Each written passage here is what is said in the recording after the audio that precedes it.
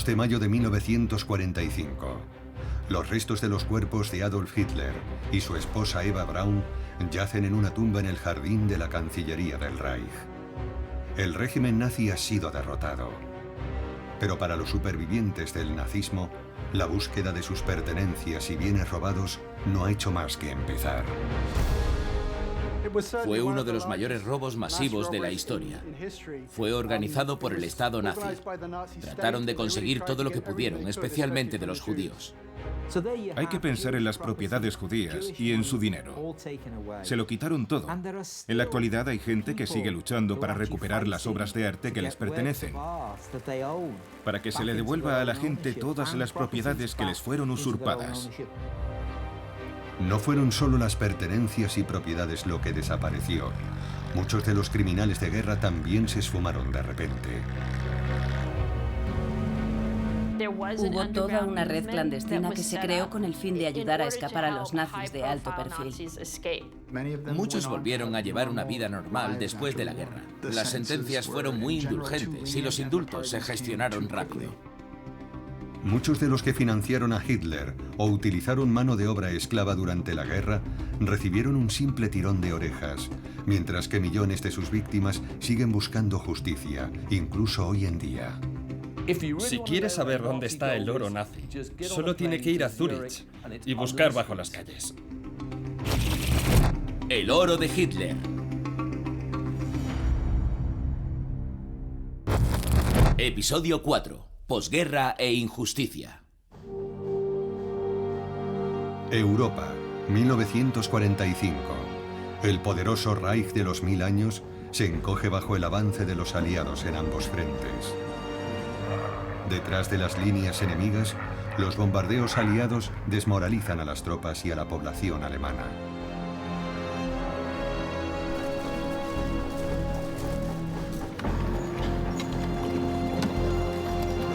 La demente obsesión de Adolf Hitler por la conquista y la dominación ha arrastrado a toda la nación a una pesadilla. Hay unas imágenes increíbles tomadas desde un avión que sobrevuela Berlín justo al final de la guerra. Y se ve la desolación que hay abajo. Es como algo sacado del infierno de Dante. Así que Alemania comenzó esta guerra para dominar el mundo, ¿verdad? Pero acabó en su propio fin del mundo. Y qué inframundo tan terrible era.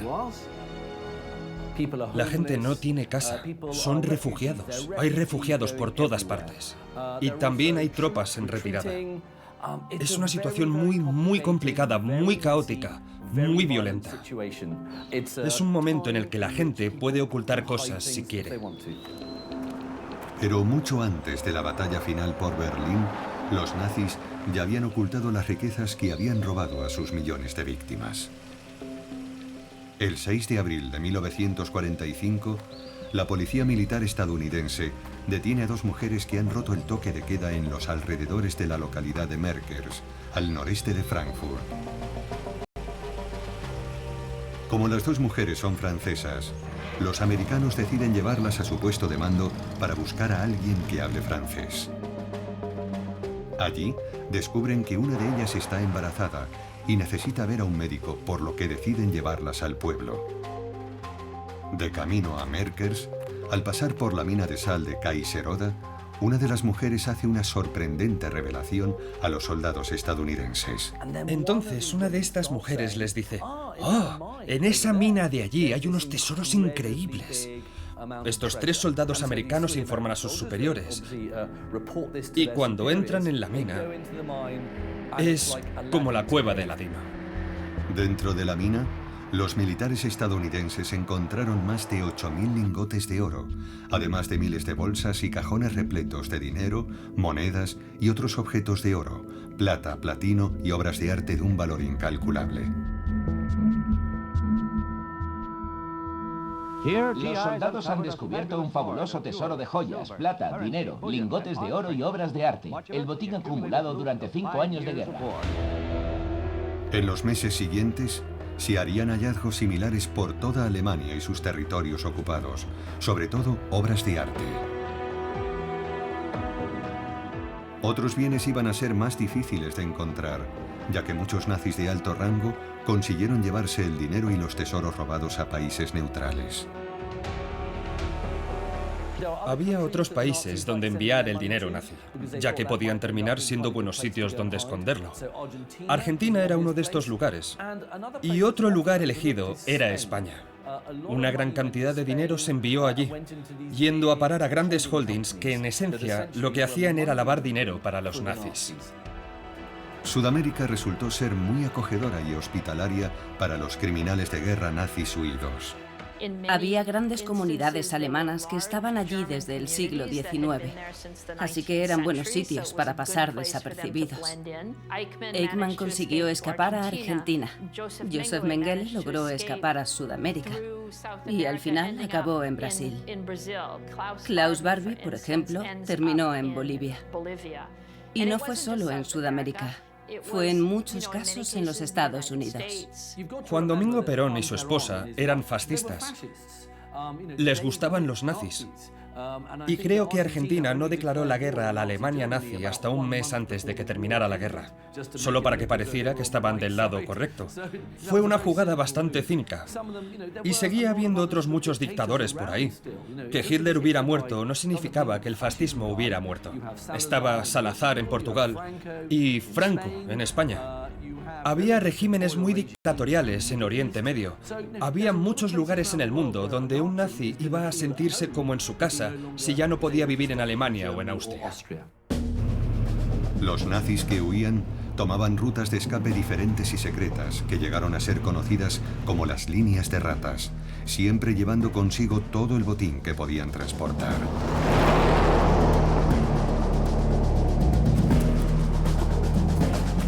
Algunos escaparon a través de Dinamarca, otros a través de España. Pero la vía más conocida es la ruta que iba a través de Alemania y Austria, cruzando los Alpes, por el paso del Brennero. Y desde allí llegaban al Alto Adigio, llegaban a Italia y a ciudades como Bolzano y Murano. Y allí, algunos de los fugitivos conseguían documentos falsos gracias a sacerdotes.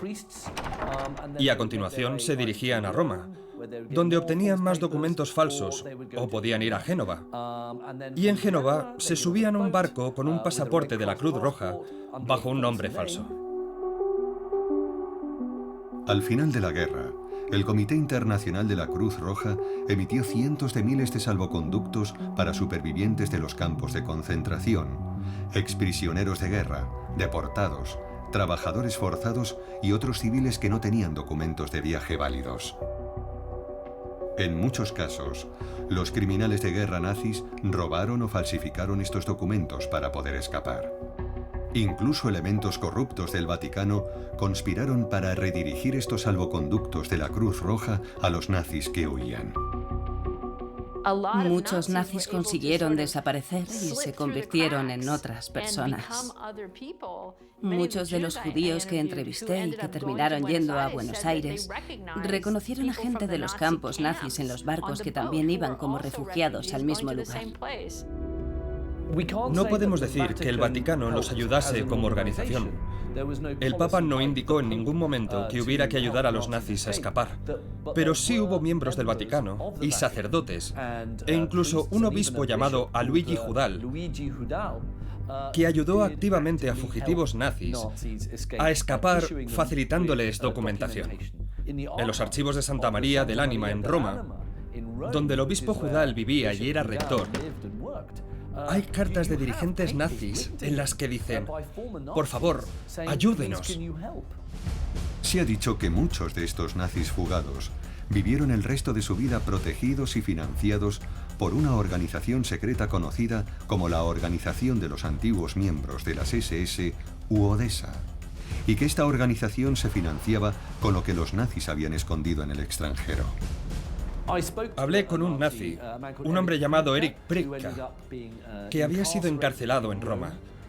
hasta que murió no hace mucho. Me habló sobre su ida a Argentina y me dijo, no había ninguna Odessa y ojalá hubiera existido porque así habría tenido algo de dinero. Algunos de aquellos nazis llegaron a Argentina siendo bastante pobres y otros eran muy ricos. Eso nos indica que algunos de ellos se quedaron los tesoros y otros se quedaron sin nada. No todos los nazis iban a conseguir escapar. Muchos iban a enfrentarse a la justicia en Nuremberg, entre ellos algunos que habían participado en la financiación del imperio criminal de Hitler. Pero ¿estaban allí todos los que debían ser juzgados? ¿Y cómo iban a acometer los aliados la tarea de juzgar unos crímenes tan atroces o de compensar a sus víctimas?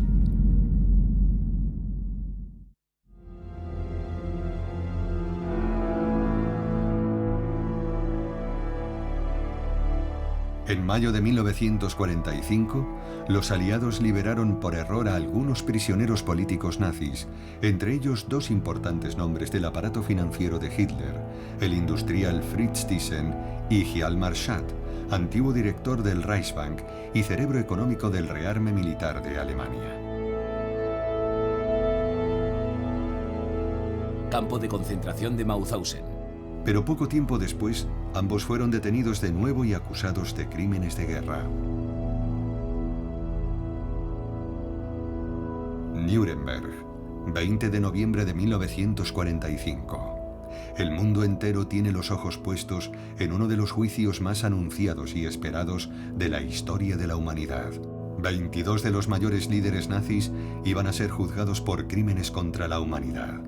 Hjalmar Schacht se sentaría entre los acusados por su papel como presidente del Reichsbank desde 1933 hasta enero de 1939 y como ministro de Economía del régimen nazi desde 1934 hasta 1937. Entonces comprendimos que los aliados tenían algún objetivo político en mente y que por ello estaban ansiosos por tacharnos de criminales del régimen de Hitler. El juicio a los criminales de guerra ya estaba planificado. Y era esencial para los fines de ese juicio que hubiera entre los acusados destacados, economistas y empresarios.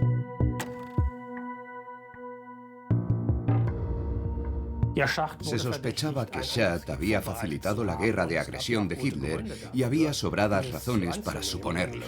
Schacht había creado en principio la estructura financiera para el rearme y había reestructurado el comercio exterior alemán para ese fin. No se pudo demostrar su papel en la preparación de una guerra de agresión, ya que Schacht había sido destituido como ministro de Economía en el año 1939, antes del comienzo de la guerra, y no se le podía responsabilizar de las acciones posteriores del régimen. Schacht sería absuelto, y en su lugar, su sucesor como presidente del Reichsbank, Walter Funk, fue condenado a cadena perpetua por la financiación y ejecución de los planes de guerra de Hitler.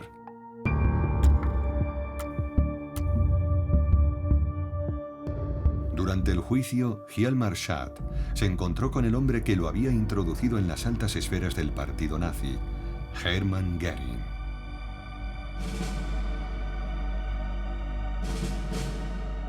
En 1936, estos antiguos amigos se habían convertido en feroces rivales cuando Hitler eligió a Göring para dirigir el segundo plan económico cuatrienal.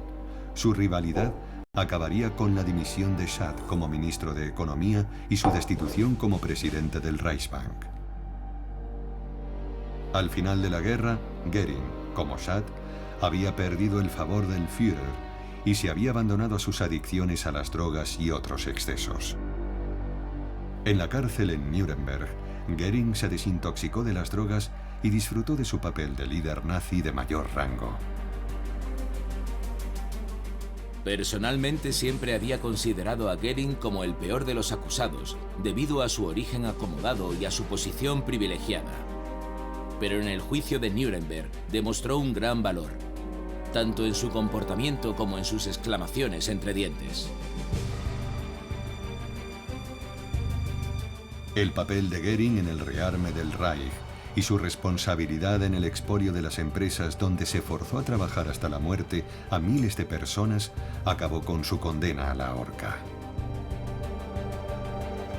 Pero incluso él iba a librarse de la justicia, ya que tomó la salida del cobarde y se suicidó con una cápsula de cianuro en la víspera de su ejecución, Este fue el fracaso final de Nuremberg.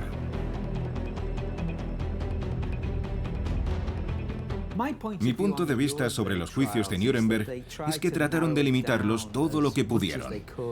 Quiero decir que al final eligieron a 22 nazis importantes, pero en realidad había más de 22 nazis influyentes. Había 42 líderes de zona, por ejemplo. Los líderes de zona habían estado muy involucrados en la gestión de los campos de concentración, en los traslados de gente desde Alemania a los campos de la muerte. Claro que deberían haberlos juzgado, pero no, a ellos no los tocaron. Lo mismo ocurrió con varios de los financieros de Hitler, entre ellos Gustav Krupp von Bohlen, el fabricante de armas y cerebro del Fondo Adolf Hitler, a través del que se realizaban contribuciones al partido nazi y al propio Führer. Los Krupp respaldaron siempre a Hitler, estuvieron detrás del rearme e implicados en el Holocausto. Por lo tanto, no es que Gustav Krupp fuera el único, pero mucha gente lo pensaba. Y al final de la guerra, los americanos pensaron lo mismo y lo buscaron para intentar detenerlo, pero lo único que encontraron fue a un pobre viejo senil en una cama. Al ser considerado incapaz de asistir al juicio, el caso contra Gustav Krupp von Bohlen und Halbach fue desestimado. Quien sí fue acusado fue su hijo Alfred por conspirar con las SS para la utilización de trabajadores esclavizados en las fábricas de Krupp durante la guerra.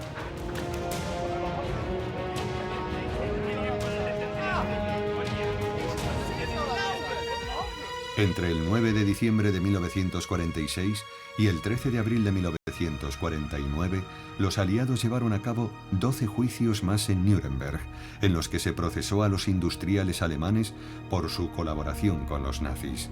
Pero estos también fueron muy defectuosos. También se llevaron a cabo grandes juicios en Nuremberg contra los industriales alemanes. En uno de ellos se juzgó a la dirección de IG Farben. Hubo otro proceso contra Gustav Krupp y su hijo, y otro más en el que fue condenado un director del Dresdner Bank, Karasi. Está claro que lo que les interesaba a los americanos era purgar la élite económica alemana de antiguos nacionalsocialistas activos y aplastar los centros de poder de la industria alemana con una capacidad potencial de apoyar un golpe de Estado, los grandes trusts y corporaciones. Entre los juicios más destacados está el de Oswald Pohl, jefe de la Administración Central Económica y Administrativa de las SS, que coordinaba el funcionamiento de los campos de concentración, el suministro de mano de obra esclava y el saqueo de las propiedades de las víctimas. El tribunal condenó a Pohl y a 3 subordinados a la pena de muerte, mientras que otros 11 recibieron penas de entre 10 años y cadena perpetua. Solamente Pohl sería ejecutado. Los demás vieron sus sentencias conmutadas o incluso anuladas por completo.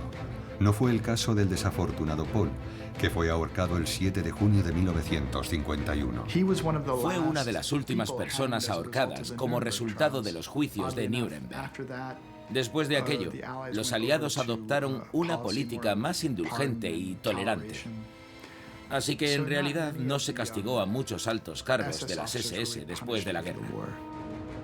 El primer industrial sometido a un juicio exclusivo fue el magnate del carbón y el acero Friedrich Flick.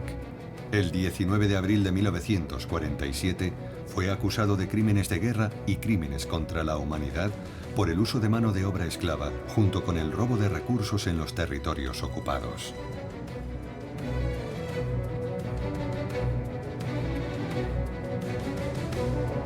Y por último, pero no menos importante, por la financiación del partido nazi y las SS. Finalmente, fue condenado a solo 7 años de cárcel. En el segundo gran proceso, celebrado del 27 de agosto de 1947 al 30 de julio de 1948, se juzgó a IG Farben, el gran conglomerado químico cómplice del nazismo que suministró gasolina y caucho sintéticos, así como el infame pesticida Ciclón B, que se utilizaría para asesinar a millones de judíos. IG Farben era la mayor corporación alemana y la que utilizó el mayor número de trabajadores esclavos, trabajadores forzados civiles y reclusos de los campos de concentración. Es conocido que IG Farben construyó una gran fábrica junto al campo de concentración de Auschwitz, solo con trabajadores forzados, IG Farben Auschwitz-Monowitz. IG Farben era el paradigma del trabajo forzado y los miembros del Consejo de Administración también fueron condenados. De los 24 ejecutivos de IG Farben acusados, 11 fueron absueltos y los demás recibieron sentencias entre los 8 años y los 18 meses de cárcel por participar en el exterminio de millones de personas. En general, los veredictos de los industriales, al igual que los veredictos de los oficiales y generales de las SS que dirigían estos campos e industrias, fueron demasiado indulgentes. Creo que se llevó a juicio a muy pocos responsables de la industria. Los juicios a los industriales fueron una absoluta farsa, en el sentido de que dejaron libres a todos los directores de estas grandes empresas con la disculpa de que solo habían cumplido órdenes. Y como si no hubiera pasado nada, todas las grandes empresas del periodo nazi se convirtieron en las grandes empresas de Alemania de la posguerra. Los juicios de Nuremberg no fueron la única ocasión en la que los nazis se enfrentarían a la justicia por sus crímenes. En todo el país y en los antiguos territorios ocupados, tribunales civiles juzgaron a antiguos nazis y colaboradores en un proceso conocido como desnazificación. Como ocurrió en Nuremberg, esto no hizo más que arañar la superficie de la arraigada infraestructura nazi. Los aliados acordaron desnazificar al pueblo alemán y apartar a todos los antiguos nacionalsocialistas no solo de la dirección del Estado, la administración pública y la judicatura, sino también de la dirección de la economía. Los estadounidenses ya habían elaborado listas de empresarios y miembros de consejos de administración alemanes a los que querían interrogar y luego, si correspondía, detenerlos. Y así lo hicieron. Si tenemos en cuenta el proceso de desnazificación y las consecuencias para los socios y financieros de Adolf Hitler, encontramos una serie de casos de una indulgencia chocante. Max Hamann, el director del imperio editorial que hizo de Hitler uno de los hombres más ricos del mundo, fue condenado a 10 años de trabajos forzados.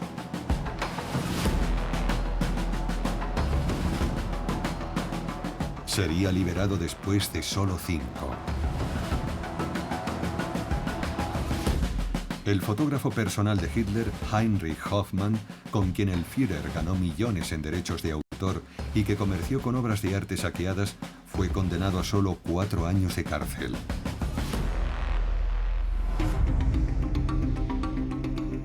Es indignante cuando lo piensas un poco, y el número de personas que respondieron ante la justicia no fue grande. Se dijo entonces que el programa de desnazificación era lo que llamaban un certificado Persil. Porque lo que ocurría era que 3 personas decían que eras un nazi, pero si tú tenías a 3 o 4 personas más que pensaban que no lo eras, eras indultado. Lo llamaban el certificado Persil porque Persil era un jabón en polvo que decían que lavaba más blanco. Y con este sistema se blanqueaba tu pasado fácilmente.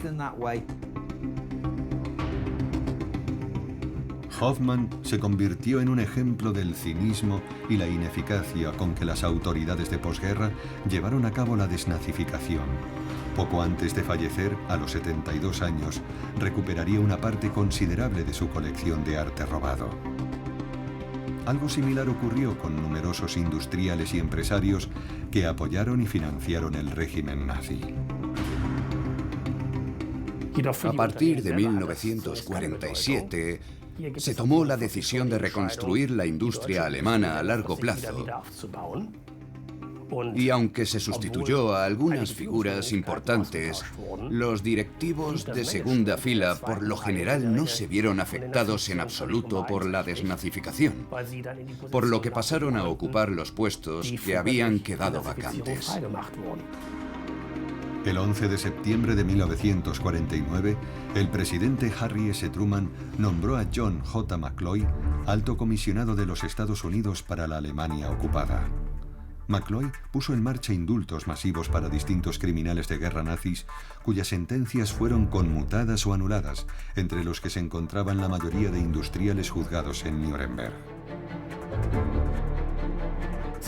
Fueron indultados porque Estados Unidos y los demás aliados occidentales normalizaron su relación con la República Federal de Alemania.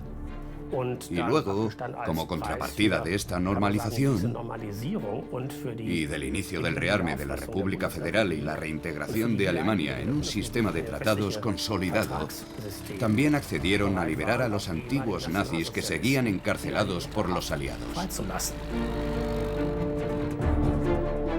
El más prolífico y leal de todos los industriales hitlerianos, Friedrich Flick, era libre en 1950. No solo recuperaría todas sus empresas situadas en Alemania Occidental, sino que también invertiría en varias empresas en desarrollo y sería el mayor accionista de Daimler-Benz. Acabó siendo el hombre más rico de Alemania Occidental. A su muerte, en 1972, dejó un imperio económico de 330 empresas y una facturación de 8.000 millones de marcos.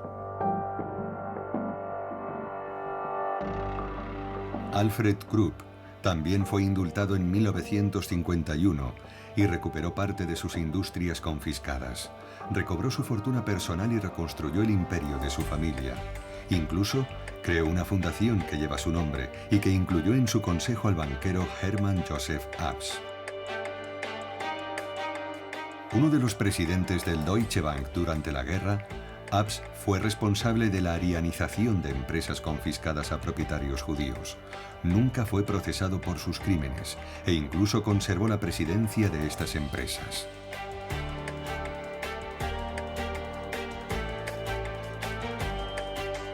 El mayor escándalo fue que algunos de los condenados en el juicio de IG Farben fueron indultados por el alto comisionado McCloy. En 1950, Karl Krauk, presidente del Consejo de IG Farben, y Fritz Termier, cerebro de la creación del complejo industrial de Auschwitz, vieron reducidas sus condenas. Al año siguiente, los directores de la planta de Auschwitz, Otto Ambros y Walter Dürfeld, recibieron el perdón y sus condenas fueron de 8 años de cárcel.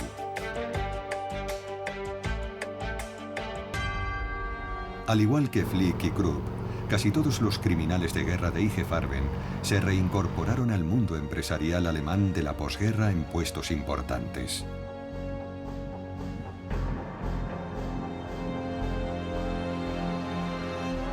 Este es un aspecto terrible de la posguerra.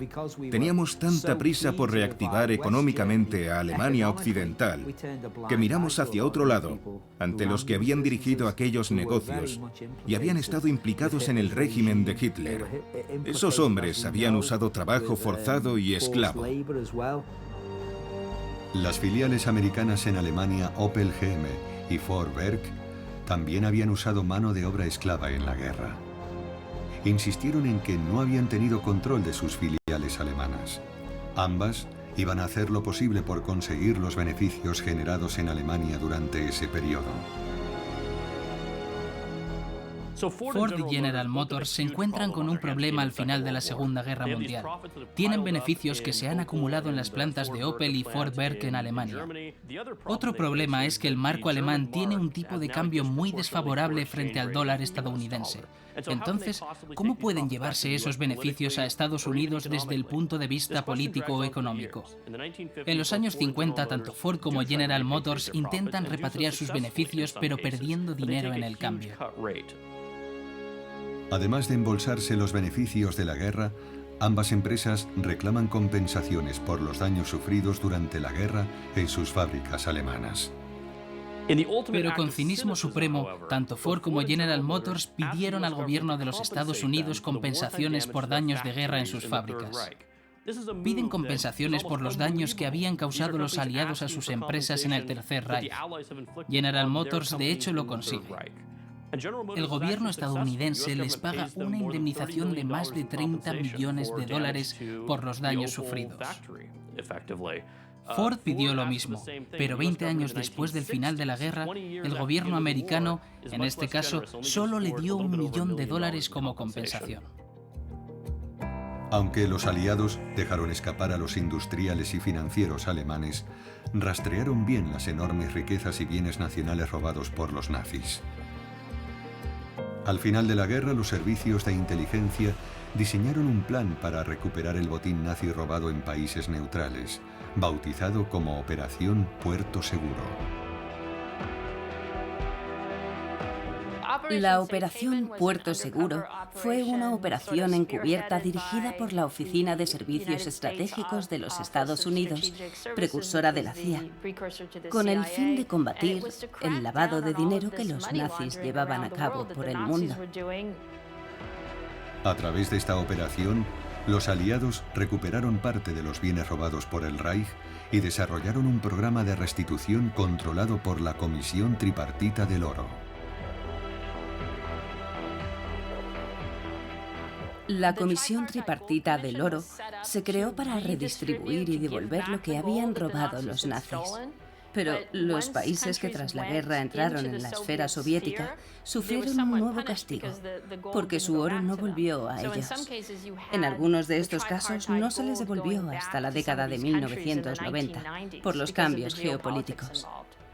Hubo una campaña al principio para que se enviara el 10% de la capacidad industrial de Alemania a la Unión Soviética como reparación. Así fue como se concibieron las reparaciones. No se trataba de devolver dinero a individuos, sino de mover dinero entre estados. Además del oro, el siguiente bien más saqueado en la Europa ocupada por los nazis fue el arte.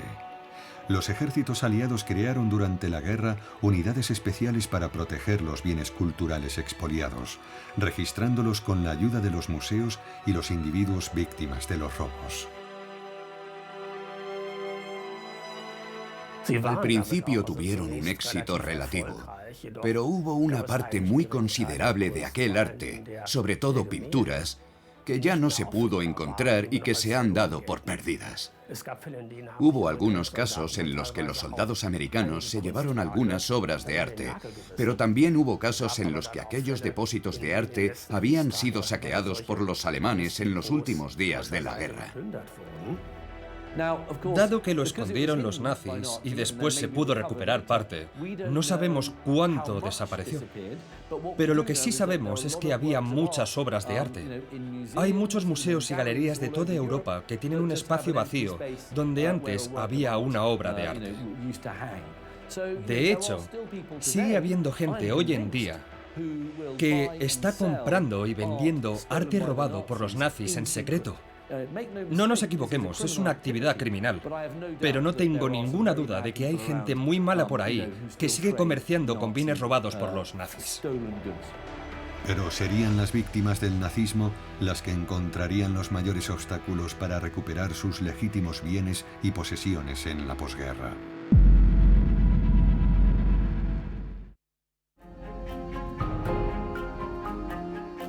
Muchos historiadores han intentado calcular el valor de los bienes, dinero y posesiones robados durante los 12 años de terror nazi. Aunque se ha recuperado una parte, aún falta mucho, lo que ha dado lugar a teorías conspirativas, búsquedas de tesoros e investigaciones sobre el oro nazi hasta el día de hoy. Todos hemos oído historias sobre el oro encontrado en el fondo del lago Toplitz, pero allí nunca se ha encontrado nada. También se habló de un tren cargado de oro, escondido bajo las montañas polacas. Una vez más, nunca se ha demostrado que sea cierto. Se han escrito muchas tonterías sobre el oro nazi, y la gente habla. Es algo muy propio de un thriller o de una película. Pero sospecho que debe haber, todavía, cierta cantidad de oro escondido. Y yo diría que si ese oro está en algún sitio, es debajo de las calles de Zúrich o Ginebra. Va a estar en un banco suizo.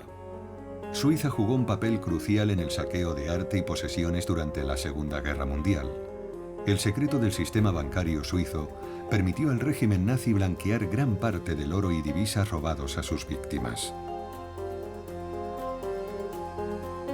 El 8 de marzo de 1945, los aliados acordaron con Suiza interrumpir el comercio y congelar los activos alemanes para devolver todo lo posible a sus legítimos propietarios. Pero no se podía identificar a los legítimos propietarios, ya que los nazis habían borrado bien sus huellas para impedir su identificación. Fue otra forma en que se protegieron los nazis, porque refundieron todo el oro y le pusieron el sello alemán a los lingotes. Así nadie sabía realmente de quién era.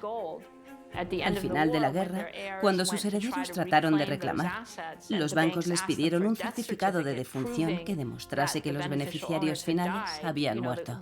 La respuesta solía ser: Auschwitz y Dachau no nos dan certificados de defunción. Así no había forma de probar la muerte. Y los banqueros suizos alegaban: vaya, pues lo sentimos, no podemos hacer nada por usted. Los demandantes lo tuvieron difícil para presionar a los bancos suizos a fin de que revelaran información sobre los bienes y activos recibidos durante la guerra. Sobre todo porque los suizos aprovecharon el inicio de la Guerra Fría para frenar gran parte de los procesos de restitución. Así que tenemos todas estas propiedades que en realidad pertenecen a otras personas y que nunca fueron repatriadas. Una vez más, ¿por qué? Es parte de esta psicosis de la Guerra Fría. No podemos sacar este tema en este momento.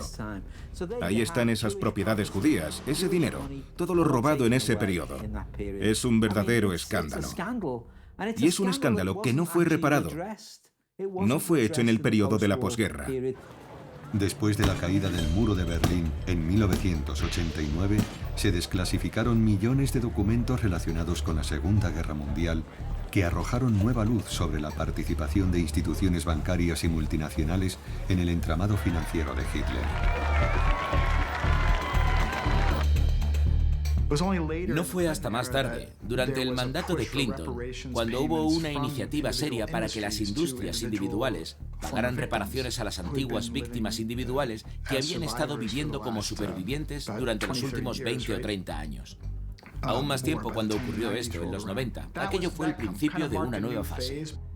Estos documentos demuestran que la pretensión suiza de neutralidad en la Segunda Guerra Mundial fue una pura farsa. Los documentos también demuestran que estos envíos se llevaron a cabo en camiones que llevaban estampado el escudo suizo. En otras palabras, se utilizaron vehículos de transporte suizos y que los lingotes de oro estaban claramente identificados como procedentes de Alemania. Estas audiencias del Congreso de los Estados Unidos sirvieron de base para varias demandas presentadas por víctimas del nazismo que buscaban justicia. Organizaciones como el Congreso Judío Mundial y la Agencia para la Tierra de Israel apoyaron su causa.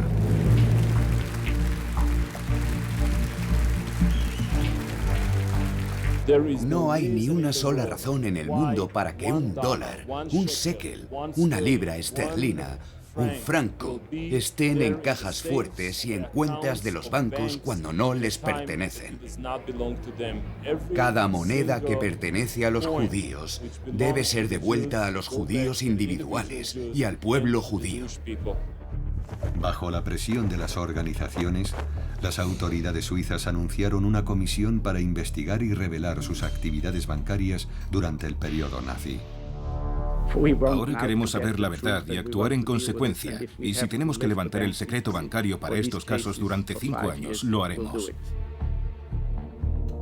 No solo publicaron numerosas listas de todos los activos sin dueño que tenían en sus bancos, invitaron a que se reclamara desde cualquier lugar del mundo, pero además crearon un fondo de más de $1.000 millones destinado a ayudar a las víctimas de los nazis. Otros países siguieron su ejemplo y crearon comisiones para investigar su implicación con Hitler y su régimen, lo que llevó a plantear una nueva pregunta. ¿Qué pasaba con los trabajadores esclavizados y forzados que fueron explotados por el régimen nazi y sus socios? ¿Qué compensación recibirían? En 1999, el canciller alemán anunció la creación de un fondo de compensación para las víctimas del trabajo esclavo. Entre las empresas firmantes estaban las sucesoras de Krupp e IG Farben, BASF, Hess y Bayer. Se pagaron unas cantidades muy pequeñas en compensaciones en los primeros años después de la guerra. Algunos trabajadores esclavos judíos obtuvieron alguna compensación y Francia y Bélgica pagaron a sus ciudadanos que habían sido deportados a Alemania. Pero al levantarse el telón de acero, la mayoría de los trabajadores forzados del Este quedaron aislados de Europa Occidental y hasta la década de 1990 no se volvió a plantear este tema. Fue entonces cuando se decidió, siempre por la presión de otros países, que el gobierno alemán y las empresas alemanas pagaran una compensación a todos los trabajadores forzados y esclavos del Este. Las empresas americanas cuyas filiales alemanas se beneficiaron de mano de obra esclava se verían obligadas a reconocer a sus víctimas y pagarles indemnizaciones. Ford y General Motors empiezan a hacer frente a demandas de los esclavos que habían ayudado a que se enriquecieran durante el Tercer Reich. Se presentaron demandas en Estados Unidos en una acción colectiva contra esas empresas y los tribunales estadounidenses alegaron no tener jurisdicción sobre lo ocurrido durante el Tercer Reich. Pero gracias a esas demandas, tanto Ford como General Motors crearon fondos de compensación para ayudar a las víctimas del trabajo esclavo. Todavía queda la cuestión de si esos esfuerzos han sido suficientes, pero ha habido un reconocimiento sobre el tema. Hoy en día, mucha documentación sigue esperando a ser desclasificada. Se siguen descubriendo tesoros y obras de arte perdidas, y miles de cuentas bancarias de víctimas del régimen criminal de Hitler siguen sin ser reclamadas. Todavía estamos asimilando el legado del Tercer Reich y de la Segunda Guerra Mundial. Las víctimas no han recibido la justicia que merecen. Es de vital importancia que historiadores, periodistas e investigadores sigan trabajando para averiguar a dónde fue a parar el dinero, qué beneficios pueden seguir acumulándose en cuentas bancarias y cómo se puede seguir haciendo justicia en el siglo XXI. Creo que es mejor llamarlo un intento de hacer justicia. No fue completo ni satisfactorio, pero el hecho de intentarlo sentó precedentes. Esto es lo que recordaremos de todo aquello. No es aceptable que este tipo de crímenes se cometa sin que haya compensación, restitución y justicia. Era un pésimo estudiante. Un artista fracasado, fue casi un indigente durante años. Un cabo del ejército, amargado, que por un trágico azar del destino llegó al poder mediante la manipulación y el engaño para infligir miseria y muerte sobre millones de personas. Pero no lo hizo solo. Detrás de él hubo muchos que financiaron su ascenso al poder y se beneficiaron conscientemente del negocio de la guerra, del saqueo de todo un continente, del trabajo forzado y de la muerte de millones de inocentes. Adolf Hitler eligió la salida del cobarde, pero muchos de los que le ayudaron en el mayor expolio de la historia nunca llegaron a rendir cuentas. Es imposible hacer un cálculo real de cuánto robaron los nazis. ¿Qué se incluye en esa cifra? Se incluye el oro que robaron de los países ocupados, todos los activos que se llevaron a los bancos suizos, las propiedades que robaron, los negocios que robaron, el arte que saquearon. La lista es interminable. La verdad es que fue un robo terrible, que todavía, a día de hoy, estamos tratando de asimilar. ¿Hace que uno se sienta mejor o peor saber que tampoco fue tan rentable y que lo hicieron de todos modos? Si puedes entender eso, puedes entender el Tercer Reich. Si crees que solo se trataba de beneficios, nunca entenderás el Tercer Reich.